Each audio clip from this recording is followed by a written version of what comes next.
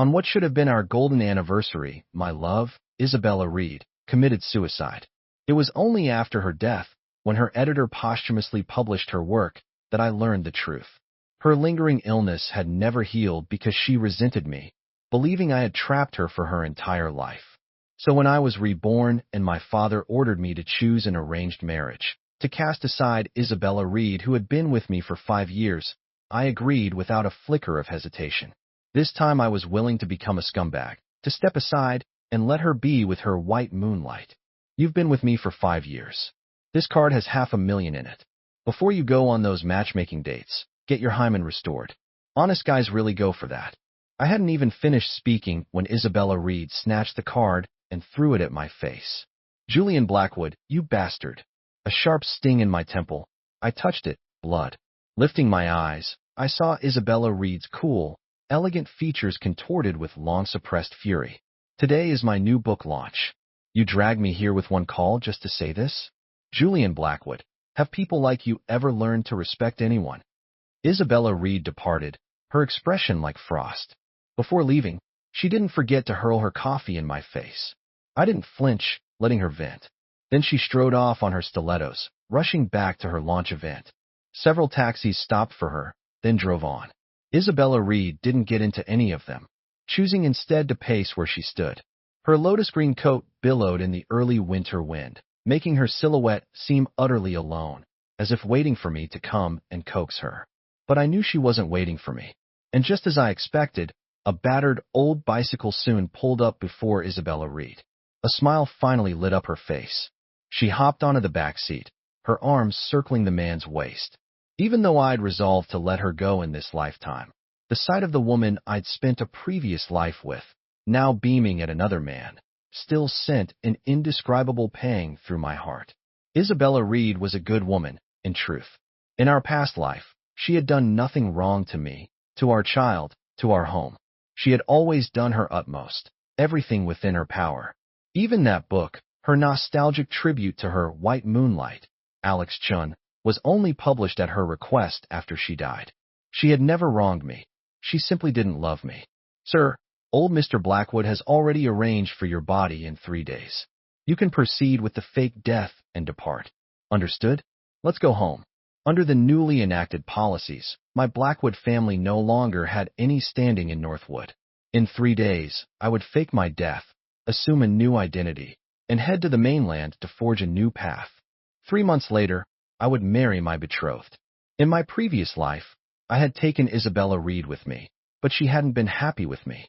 This time I would fake my death alone. She would be happy, wouldn't she? At least years from now, when reporters interviewed her, she could say without a trace of shame that the man she had once been with wasn't some sugar daddy, but simply a complete scumbag. Back home, I turned on the TV. Sure enough, a riot had broken out at the press conference. I breathed a sigh of relief when I saw Isabella Reed wasn't among the victims reported. I started packing my bags. I planned to leave this villa to Isabella Reed, and I'd also left a sum of money for her in the safe. Her younger brother wasn't in good health, and her writing career was just taking off. Without me to protect her in the future, those publishers and agents were the kind of scumbags who'd devour you whole and not even spit out the bones. If she didn't have money to grease some palms, her path ahead would be incredibly difficult. Isabella Reed pushed the door open and came in. She took off the heavy padded coat that wasn't really hers.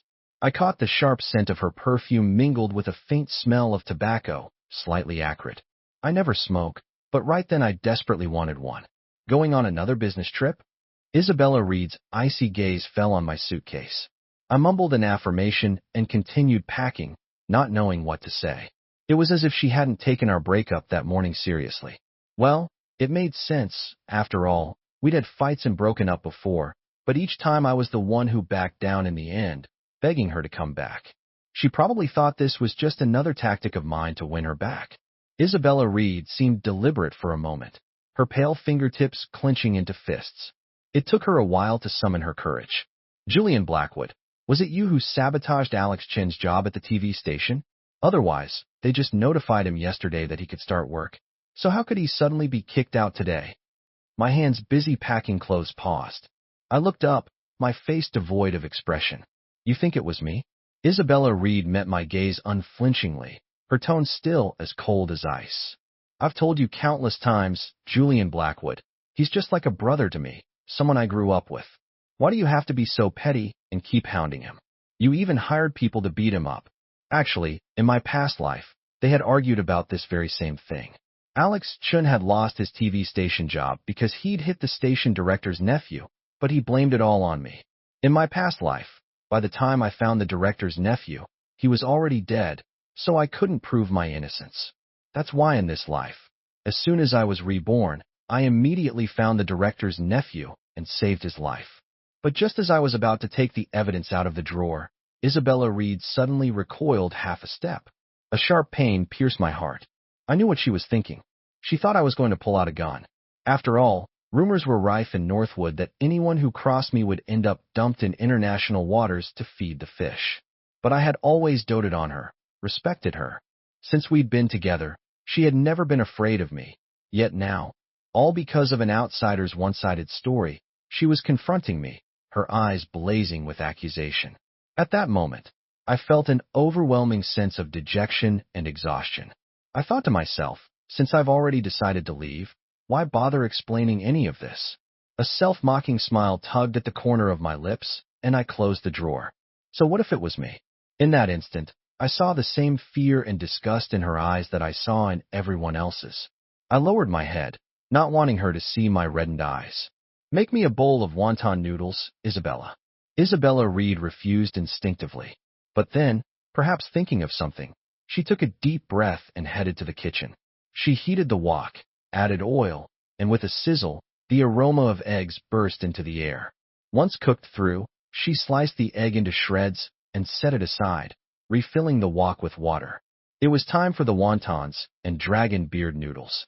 An enduring hit single was playing on the TV, Priscilla Chan's countless songs.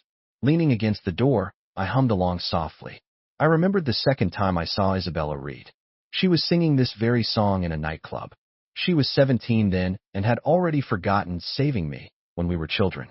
She sported big, overly mature waves in her hair, and a cheap, tacky bodycon dress clung to her fine figure, accentuating her every curve. But her eyes were still as bright and pure as they had been back then.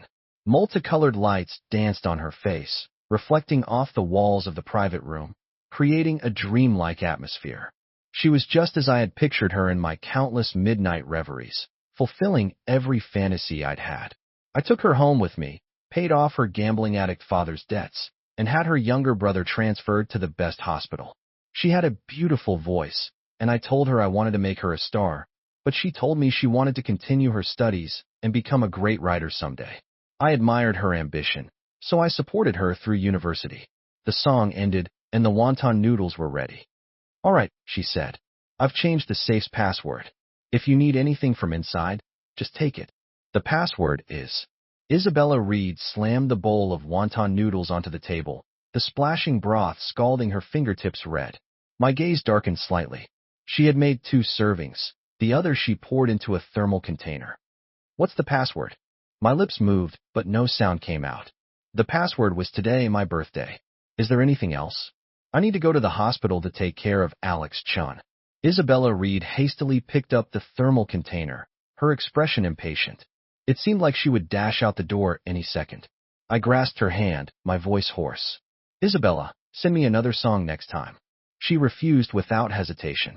She paused then, as if remembering my position, her voice softened, tinged with humiliation. Next time, okay? Alex Chun is very badly injured. I let go of her hand, my strength gone, and said, all right, my face devoid of expression. As the door opened and closed, silence descended upon the room, leaving only the sound of breathing and the ticking of the clock. Slowly, I pulled out a chair. The noodles had gone a bit clumpy. I forced down a couple of mouthfuls. It no longer tasted like it did in my memories. The next morning, the door slammed open with a deafening bang. I jolted awake from my dreams, instinctively grabbed my knife, and pinned the intruder to the bed, the blade poised at their neck. Seeing it was Isabella Reed, I quickly pulled the knife back. Sorry, Isabella. Things have been tense lately. I've been on edge. I didn't mean to scare you. She shook her head slightly and sat up, still shaking. Her eyes fell on the cake on the floor, and she pressed her lips together. I froze for a moment, a faint smile tugging at the corners of my mouth. Then it quickly faded. Too bad, my birthday had already passed. After a moment's thought, I picked up the remaining half of the cake with the dining knife. It still looked mostly intact. Isabella Reed grabbed my wrist, frowning disapprovingly. Don't eat that. It's dirty. I'll go buy another one. I smiled at her, scooped up a bit of cream, and dabbed it on her nose. When I hit rock bottom, I was so hungry I even rummaged through trash bins. I started telling her stories from my childhood, vivid and animated. It had been so long since I'd seen her genuinely smile in front of me. In our last life, after she left Northwood, she was never the same, always quiet, withdrawn, even around our child. She seemed like a shell of herself, like someone who had lost her soul. But this time, I think I made the right choice. This time, she will live a life of peace and joy. You never told me any of this. I always thought you were like a superhero, untouchable, Isabella Reed said, resting her chin in her palm, her gaze intent and full of emotion. I forced down the sadness in my chest and managed a small smile. Isabella, we're only human. Of course we get hurt. She paused, as if something had dawned on her, and fell silent. Only her quickened breathing betrayed the turmoil beneath her calm exterior. Bang! Firecrackers went off in the distance. She snapped out of it, awkwardly turning her head away. Strands of hair fell loosely across her forehead, and for a moment, she looked her age again, youthful, even a little bashful. I chuckled softly and looked out the window too. After a while, she stood up, putting on her usual cold, aloof demeanor. By the way, when's your business trip? 7 o'clock ferry tomorrow morning. Alex Chun is very badly injured. I let go of her hand, my strength gone, and said, all right, my face devoid of expression. As the door opened and closed, silence descended upon the room, leaving only the sound of breathing and the ticking of the clock. Slowly, I pulled out a chair. The noodles had gone a bit clumpy. I forced down a couple of mouthfuls. It no longer tasted like it did in my memories. The next morning, the door slammed open with a deafening bang. I jolted awake from my dreams, instinctively grabbed my knife, and pinned the intruder to the bed, the blade poised at their neck. Seeing it was Isabella Reed, I quickly pulled the knife back. Sorry, Isabella. Things have been tense lately. I've been on edge. I didn't mean to scare you. She shook her head slightly and sat up, still shaking. Her eyes fell on the cake on the floor, and she pressed her lips together. I froze for a moment, a faint smile tugging at the corners of my mouth. Then it quickly faded. Too bad, my birthday had already passed. After a moment's thought, I picked up the remaining half of the cake with the dining knife. It still looked mostly intact. Isabella Reed grabbed my wrist, frowning disapprovingly. Don't eat that. It's dirty. I'll go buy another one. I smiled at her, scooped up a bit of cream, and dabbed it on her nose. When I hit rock bottom, I was so hungry I even rummaged through trash bins. I started telling her stories from my childhood, vivid and animated. It had been so long since I'd seen her genuinely smile in front of me. In our last life, after she left Northwood, she was never the same, always quiet, withdrawn, even around our child. She seemed like a shell of herself, like someone who had lost her soul. But this time, I think I made the right choice. This time, she will live a life of peace and joy. You never told me any of this. I always thought you were like a superhero, untouchable, Isabella Reed said, resting her chin in her palm, her gaze intent and full of emotion. I forced down the sadness in my chest and managed a small smile. Isabella, we're only human. Of course we get hurt. She paused, as if something had dawned on her, and fell silent. Only her quickened breathing betrayed the turmoil beneath her calm exterior. Bang! Firecrackers went off in the distance. She snapped out of it, awkwardly turning her head away. Strands of hair fell loosely across her forehead, and for a moment, she looked her age again, youthful, even a little bashful. I chuckled softly and looked out the window too. After a while, she stood up, putting on her usual cold, aloof demeanor. By the way, when's your business trip? 7 o'clock ferry tomorrow morning. I'll see you off then. All right. We finished the rest of the cake in silence. Then with some hesitation, Isabella Reed finally spoke. Julian Blackwood, could you spare Alex Chin, please? I'm asking you. The job at the TV station means a lot to him. She didn't look at me, but her voice trembled ever so slightly, like she was afraid I'd say no. My heart sank bit by bit. So this was why she had rushed over so early, to make up for my birthday, just so she could plead for a way out for Alex Chun. In the end, I just numbly nodded. All right. After all, I was the one who decided to let her and Alex Chun be together. When you help someone, you commit all the way. If Alex Chun's future turned bleak, I feared Isabella Reed would suffer too. She'd saved my life once. After this, our debt would finally be settled. But the man Alex Chun had crossed happened to be my nemesis, Marcus Stone. There was no way he'd let Alex Chun off easily. So I had intervened personally. By the time I found Alex Chun, night had fallen. In an abandoned factory, Alex Chun was beaten half to death, strung up in midair. Julian Blackwood. What? You get off on being cuckolded, helping your own woman save her lover. My eyes narrowed dangerously. At a flick of my finger, my men laid into the dozen or so thugs. Agonizing screams echoed for a long moment. I casually wiped the smear of blood from my fingertip. I switched on the stereo. A beautiful song soon swelled, drowning out the fading whimpers of pain. Someone like you doesn't deserve Isabella, Alex Chun snarled, his gaze sweeping over the carnage as he struggled to push himself up. He was a bloody mess, yet still found the nerve to taunt me.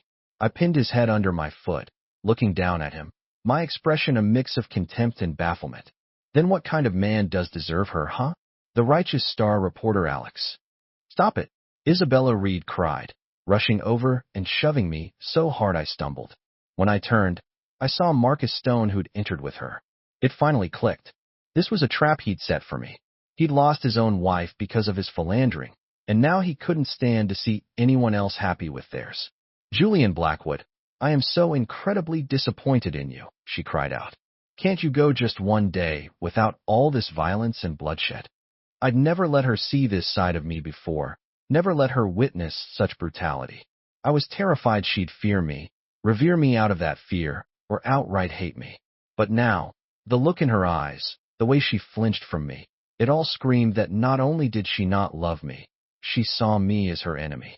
In her eyes, I saw my own reflection, cowardly, despicable, utterly loathsome. Isabella Reed cradled Alex Chun, her heart aching as if his humiliation were her own. She gently wiped the shoe print from his face. Julian Blackwood, she choked out, tears streaming down her face. Will you only be satisfied when you've driven us all to a dead end? So now you've got what you wanted? I'm begging you, please, can you just let us go? She sank to her knees and kowtowed deeply, her forehead striking hard ground. I heard the dull, sickening thud. Blood trickled from her temple, past her defiant eyes. I stared, shocked and utterly disheartened, and could only murmur, Isabella Reed, in your heart, what kind of monster am I to you? Winters in Northwood rarely saw snow. The sea breeze laced with sleet lashed my face.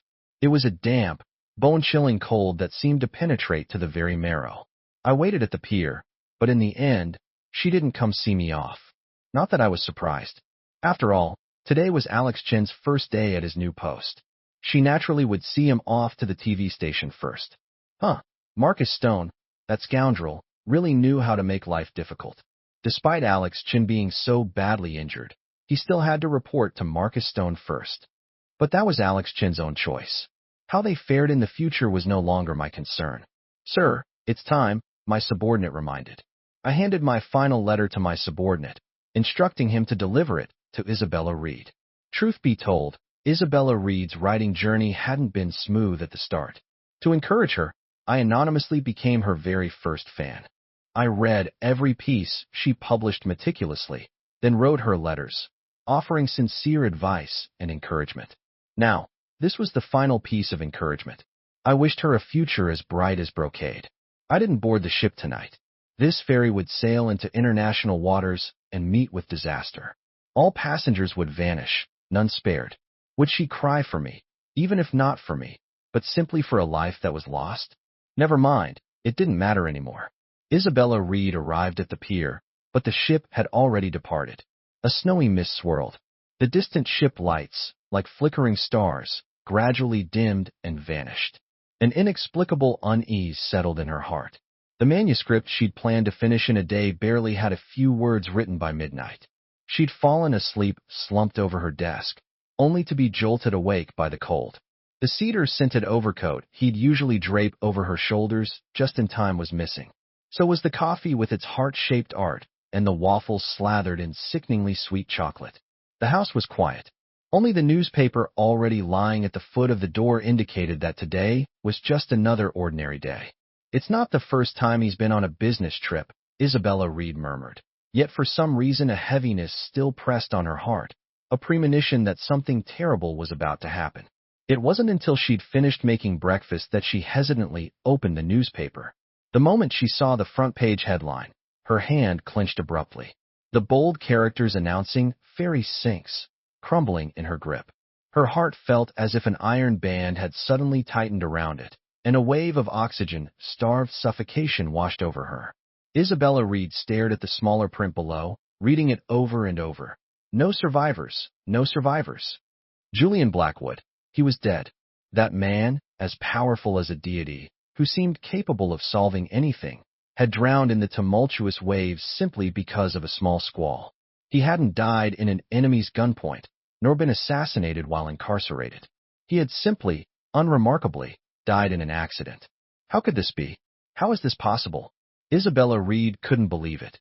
She even found herself wondering if this was some scheme the man had deliberately concocted to win her back. The sharp ring of the telephone snapped Isabella Reed back to her senses.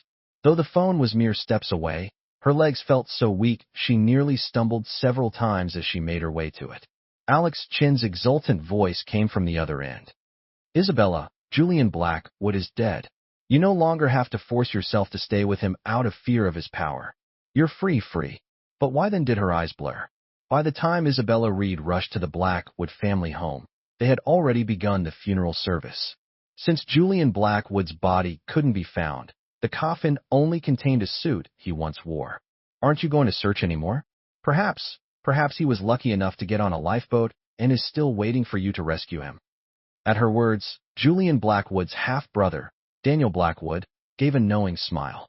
"Miss Reed, do you really think anyone in this family cares if he's alive or dead?" Isabella Reed froze. She remembered the stories Julian Blackwood had told her about his family. At the time, she'd thought he was exaggerating, so she'd listened and then forgotten, paying them no real mind. She never imagined the Blackwood family could truly be so heartless, willing to abandon their own kin for personal gain. She gripped Daniel Blackwood's wrist tightly, her pale face seeming to blaze with an inner fire. "Daniel Blackwood, have you forgotten who saved you 3 years ago when thugs nearly broke your legs? How can you be so ungrateful?" The air seemed to freeze. Daniel Blackwood looked at her mockingly and let out a low, derisive laugh. "So you didn't know what kind of man he was, Miss Reed?" Isabella Reed's heart lurched as if she'd been slapped hard across the face. Flashes of their past together raced through her mind. The night he'd bought her freedom, she had knelt naked on the bed, but Julian Blackwood had gently closed his eyes and draped clothes over her. When her younger brother was taken by debt collectors, and she had gone alone to save him, Julian Blackwood had rushed back from overseas at the most critical moment to rescue them. And what had she done? She had screamed at him, her voice raw with anguish. "I don't want to be your gilded canary, Julian Blackwood. Can't you stop watching me, controlling me?" The man, usually as steadfast as a mountain, had seemed utterly at a loss. He had knelt before her, his eyes rimmed with red. "Isabella, I never wanted to watch you. It's only because you're the woman I love. I just want to protect you." A loud clash of gongs and drums from the Taoist priests conducting the funeral rites jolted Isabella Reed back to the present. Daniel Blackwood was gone, but in a corner she spotted a familiar figure. It was Alex Chun. What's he doing here? Had he come to thank Julian Blackwood for saving him once? Isabella Reed approached, about to speak, when the appearance of another person and Alex Chun's words to him made her stop dead. "President Stone," Alex Chun was saying, "I've done everything you asked. When can you make me deputy director of a news center?" He continued, "Don't worry, Isabella will never forgive Julian Blackwood in this lifetime. Whether it was me deliberately losing my job and framing Julian Blackwood, or that staged fight at the factory, she believes it all implicitly." Marcus Stone ignored Alex Chun, instead casting an amused gaze towards Isabella Reed, who was eavesdropping nearby. Alex Chun, as if sensing her presence, turned his head and met Isabella Reed's eyes, blazing with disbelief and fury. "Isabella, listen to me. It's not what you think." Alex Chin began, but Isabella Reed slapped him hard across the face, tears of bitter disappointment welling in her eyes. "Alex Chun," she choked out, I never knew you were this kind of person." Marcus Stone watched them leave, thoroughly enjoying the drama, his mood excellent. It's often only when someone's gone that you realize their true feelings. Isabella Reed must be truly devastated now, he mused. Julian Blackwood, you can just watch from your grave as the woman you loved is condemned to a lifetime of regret. Marcus Stone spat at Julian Blackwood's funeral portrait. He caressed the yellowed photograph of a woman inside his pocket watch, a twisted smile on his face, yet tinged with a profound loneliness. "And you too, Marcus Stone," he muttered. "You also deserve to end up with a lifetime of regret." At the funeral, a torrential downpour began. The mourners hastily buried the coffin and dispersed, not even bothering to flatten the earth on top. Isabella Reed knelt, smoothing the grave with her bare hands, mud staining her fingers, ankles, and dress. "He's dead. What's the point of all this fuss?" Daniel Blackwood said. He held an umbrella, but with a striking lack of chivalry, offered none of its shelter to Isabella Reed. Isabella Reed knelt before him, the pride that defined her seeming to crumble under the relentless rain. She desperately clutched his trouser leg, whimpering, "Daniel Blackwood, I'm begging you, please, just let the search and rescue team try again." Daniel Blackwood, expressionless, pried her fingers off one by one. "My apologies, Miss Reed. Please go home." She staggered to her feet, fists clenched, her teeth biting into her lip until blood welled. "If you won't go, I'll find someone myself." Isabella Reed called countless private search and rescue teams, but as soon as they heard she was looking for Julian Blackwood, they refused. "Miss Reed, even if you change your reason or have someone else call for you, we know you're looking for Julian Blackwood. Let me be frank, the word came from above. No search and rescue team in all of Northwood will look for him." Upon hearing this, Isabella Reed was surprisingly calm. She immediately went to the bank, withdrew all her manuscript fees and the money from her home safe, then bought a boat and hired a few sailors. She would go out to sea herself. A hand suddenly grabbed her from behind. Isabella Reed struggled but couldn't break free. She turned impatiently, only to see her younger brother, Leo Reed. Startled, she grabbed his icy hand. "What are you doing out here?" she asked anxiously. "Did they run out of money? Did the hospital kick you out?" Leo Reed draped his raincoat over her. "No, sis, don't get worked up. Julian Blackwood paid my medical expenses for the next 50 years. No one's going to kick me out." He paused. "I just heard he passed away, and I was worried about you, so I snuck out to find you." Isabella Reed sighed in relief, though a deeper pang of guilt towards Julian Blackwood stirred within her. "Leo, go back to the hospital. I'll be back soon after I find Julian Blackwood." "And what if you don't find him?" Leo Reed cut in, his grip on her hand desperate as he tried to pull her back to shore. "I will find him, Leo. Be a good brother. Go back first. I can't delay any longer." Suddenly, a monstrous wave crashed against the boat, sending it into a violent lurch. Isabella Reed was thrown to the deck, scrambling unsteadily to get back up. Leo Reed, heartbroken at the sight, grabbed her shoulders and roared in anguish. "Sis, stop this. He's dead. Julian Blackwood is dead." "No, he can't be dead. He's too strong. He wouldn't die." Another wave struck, and they both tumbled to the deck again. This time, Isabella Reed couldn't hold on any longer. She collapsed limply into Leo Reed's arms, her consciousness fading. She felt her soul drifting, as if floating in the air, countless images flashing through her mind. These fragments, jumbled with her memories, felt like recollections from a past life, or perhaps just a fleeting dream. She saw Julian Blackwood alive. She had spent her entire life with him. They had children, and Julian Blackwood treated her wonderfully, yet she was never happy. Why was she unhappy even when she was with the person she loved most? She didn't understand. Perhaps she would never understand in this lifetime. 3 years later, Isabella Reed's novel, Northwood's Last Sigh, became a massive hit. She came to the mainland for book signings and interviews. During one interview, the reporter's questions were particularly pointed, even tinged with malice. "Miss Reed, I heard this novel is based on your personal experiences. So, like the protagonist, were you also once kept by the male lead? But Isabella Reed simply smiled serenely. Though only in her early 20s, her eyes held the composure and weariness of someone in their 30s or 40s. It's true, she said, but I don't regret it. Perhaps to many, Julian Blackwood wasn't a good man. Perhaps he wronged many people. But to me, he was the only light in my miserable life. He was the one who pulled me out of the mire of my fate, loved me, respected me, supported me. I deeply regret misunderstanding him and letting him down when he was alive. As she finished, Isabella Reed's voice choked with emotion. When Marcus Stone sent me the clip of this interview, I had just lulled my daughter to sleep. He'd only found out a year ago that I was still alive. His first reaction upon learning I was alive had been to record a video message specifically for me, tearing into me as a scumbag. You fucking bastard. Eat shit, you goddamn scumbag. I actually thought you were some devoted lover, but it turns out you faked your own death, just to put on a show for your woman. Huh? Do you have any idea how much Isabella Reed has suffered all these years? You abandoned her for a marriage alliance. Are you even a man? I secretly roll my eyes. A heartless, philandering rich playboy who drove a pregnant young girl to her death, and he had the gall to lecture me? A sheer hypocrisy. I didn't bother replying to him, but deep down a faint sense of unease lingered in my heart. I had a nagging feeling that something unexpected was about to happen.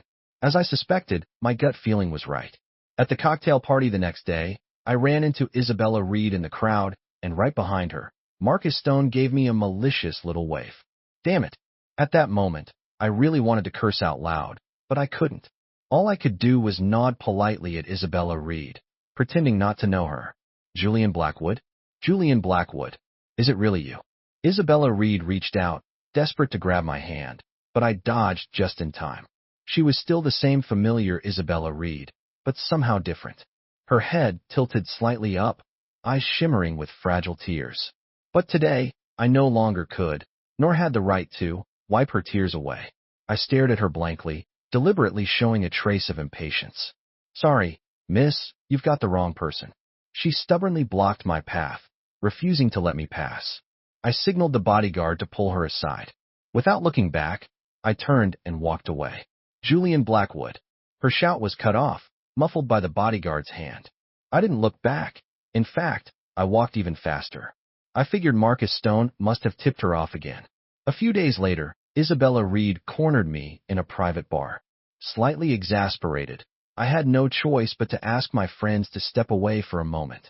Isabella Reed seized the opportunity and sat down beside me. I caught a whiff of her faint perfume. It was a bit too sharp. I leaned back slightly and deliberately picked up my glass with the hand wearing my wedding ring. Miss Reed, I'm married now. Isabella Reed's smile froze, her expression growing even more desolate. I suppose so.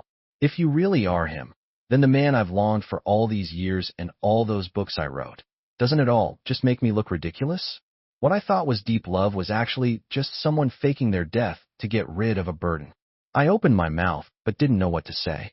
After all, from Isabella Reed's perspective, everything was exactly as it seemed to her.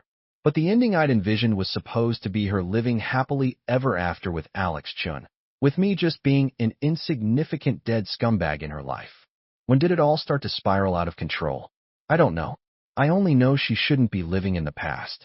I've moved on, and I hope she can live a good life from now on too. But in the brief moment I was lost in thought, Isabella Reed had already emptied her glass. Her stomach was already weak. If she drank any more, she'd probably end up in a hospital. I wanted to tell her to stop, but the words died on my lips, feeling inappropriate. After a moment's thought, I signaled a bodyguard to take her glass away. Take her home. Isabella Reed struggled furiously, her usually cool eyes now clouded with drunken anguish. She screamed at me, a heart-wrenching cry that drew everyone's attention. Julian Blackwood, you coward. Either admit outright that you abandoned me, or just leave me alone. I quickly covered her mouth and sent someone to deal with tomorrow's headlines. If this went on, my new identity, less than 2 years old, was about to be blown wide open to the public. In the end, I reluctantly escorted a drunk and disorderly Isabella Reed home with my bodyguard. In the car, I texted my wife to let her know what was going on. She sent back a cute emoji, telling me to just handle it. A small smile touched my lips, and I didn't notice Isabella Reed had somehow leaned in so close. Was it for her that you abandoned me? Do you love her? Or was it just because your families were a good match? I pressed my elbow against her arm, gently pushing her away. You're drunk, Miss Reed. She closed her eyes, a bitter smile on her lips, her fists clenched as if desperately trying to rein in her emotions. About 20 minutes later, I gently nudged her arm. We're here, Miss Reed. She opened her drowsy eyes, her tipsy gaze holding a captivating allure that almost completely overturned my previous impression of her. She invited me upstairs to sit for a while. I didn't want to be alone with her in her apartment, so I refused outright. She tilted her chin up at me, her cool eyes now tinged with contempt and scorn. I have something to say to you. You could bring your bodyguard along. Coward. With a helpless sigh, I gestured for the bodyguard to accompany me upstairs. When she opened the door, the apartment's decor was almost identical to the place we'd shared in Northwood 3 years ago. Feeling a little uneasy, I glanced around briefly before sitting on the sofa farthest from her. The bodyguard stood behind me. She scoffed, then took off her jacket, revealing a short, sexy skirt underneath. I immediately looked away. You're not him? What? You so flustered about? Her feigned gentleness held a sharp edge, as if she were waiting to pounce on any mistake I made. I could only manage a polite smile. I'm a married man, after all. It wouldn't be good if my wife found out. At the word, wife, the light in her eyes suddenly dimmed. She murmured the word, her expression dazed. Wife? So wife. Her voice was laced with an indescribable bitterness that made my own heart ache. She shouldn't have become like this, but things had come to this, and I was powerless to change anything. Do you know how I confirmed who you are? Those letters, the ones you wrote to me. Even though you deliberately changed your handwriting, a person's little quirks are hard to hide. Isabella Reed carefully placed a thick stack of letters on a table. They looked almost new, a testament to how much she'd cherished them over the years. Then she took out her phone and thrust a photo of my face. It was a photo of the contract I'd just signed with the Stone Corporation. Marcus Stone had sent her a picture of his signature page. At this point, are you still going to deny it, Julian Blackwood? Just tell me the truth. All I want is a straight answer. 3 years ago, did you leave me for a marriage alliance? Just tell me, and I'll finally be able to let go. Her slightly reddened eyes were filled with anticipation and a desperate plea. I drew closer, step by step, until I was right beside her. Then I slipped the active recording pen from her bag. Stay away from Marcus Stone, I told her. He's no good.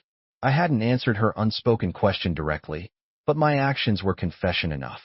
The color drained from her face, replaced by stark terror, then utter despair.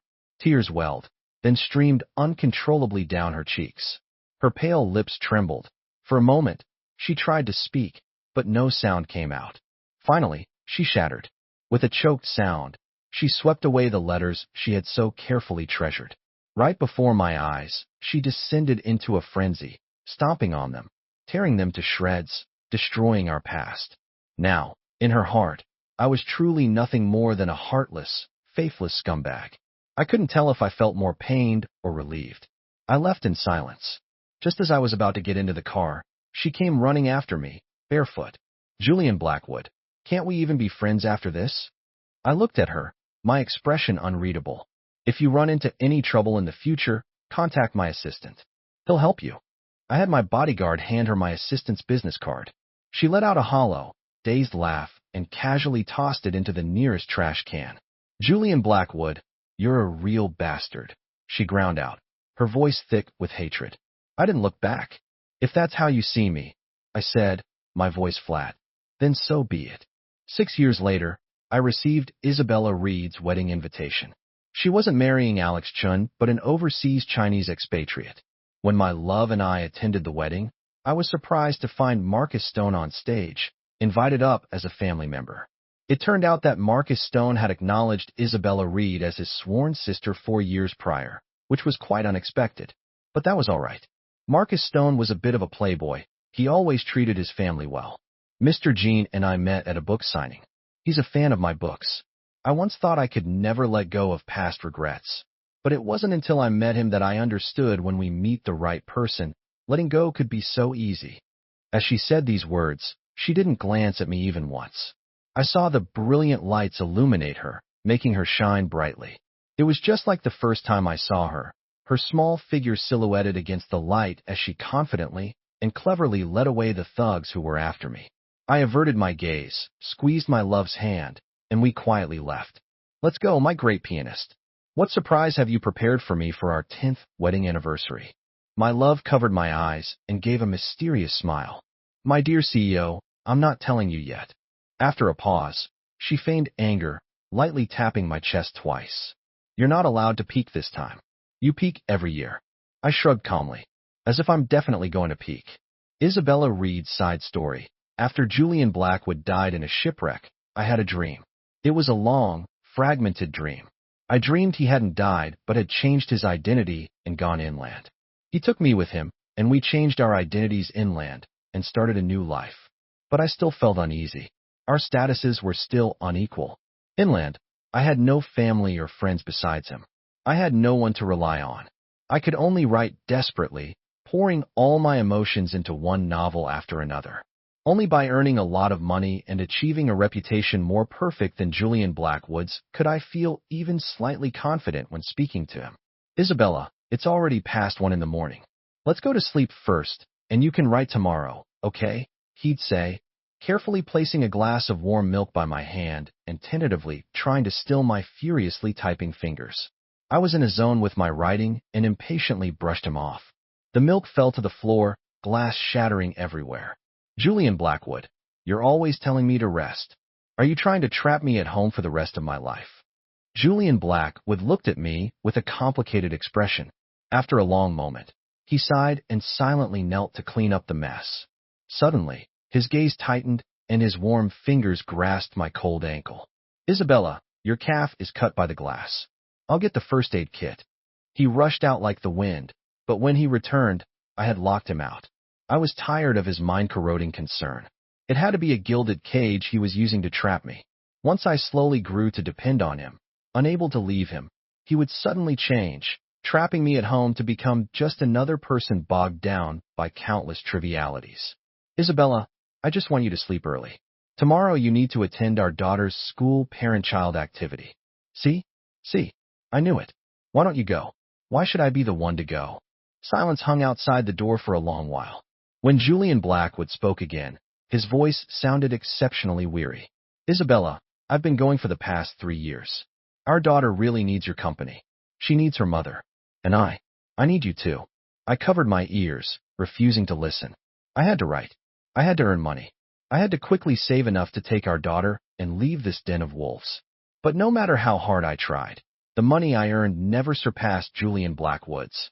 I was still just an insignificant speck of dust under his powerful influence. I became melancholic and lost all motivation to move forward. During countless painful days and nights, I would always think of Alex Chun, even though I hadn't heard any news of him for a long time. But those difficult years we spent together in our youth always made me see him through a warm, nostalgic filter. I started to fantasize. What if I had resolutely stayed behind back then and hadn't come inland with Julian Blackwood?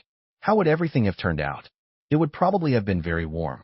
Alex Chun and I would have had our own careers, live in a house full of blooming roses with children playing around our knees. As I thought this, my eyelids grew heavier and heavier. In my daze, I seemed to smell a faint fragrance. That bastard, Julian Blackwood, must have come in. Isabella, the roses outside the window are blooming again. Did you see them? His voice was desolate, like the fading scent of roses, gradually disappearing from my dream. I finally woke up. My vision was blurry. Sniffling, I realized my face was already streaked with tears. The room was still quiet. The roses on the windowsill had withered.